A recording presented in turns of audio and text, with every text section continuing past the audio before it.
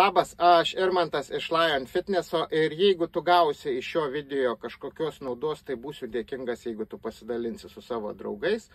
O jeigu tu pakomentuosi ir uždėsi laiką, tai taip pat tau būsiu dėkingas. Dabar aš papasakosiu trumpą apšilimą pusę kūno, nes daugelis mes tingim vaikščioti, užsisėdim, tai nors apšildyti viršutinę kūno dalį, tai pradėsiu nuo kaklo iki alkūnių. Tai reiktų mums visą laiką nugarą tiesiai. Atsisėdam, nuleidžiam pečius, kiek įmanoma žemiau. Pasukam galvą į šoną, pajutom tempimą čianais. Galva pirmin, atgal, kuo lėtesni judesiai, kad būtų. Jaučiamės tempimą.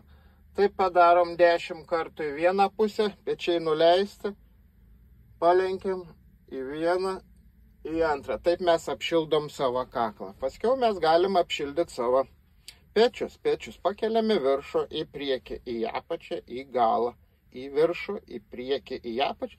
Taip apsukam 5 į vieną pusę, 5 į kitą. Tada pereinam prie alkūnių, darom įtampą, kad rankas drebėtų, įtempiam. Keliam po lietaties į viršų, sustojam, apsukam delnus, nuleidžiam ant įtampos. Mūsų kūnas turi drebėti. Pakeliam. Ir taip galim 5 kartus į apačią, 5 kartus į viršų. Atėjo laiks mūsų riešams. Izoliuojam ranką. Riešą sukam po lietą. 5 kartus. Nejudinam rankos, o laikom 5 kartus į vieną, 5 kartus į kitą. Ir taip mes apšildėm pusę. O klubai ir kelėnai pėdas tai jau laukia. Tai va, būkit laimingi.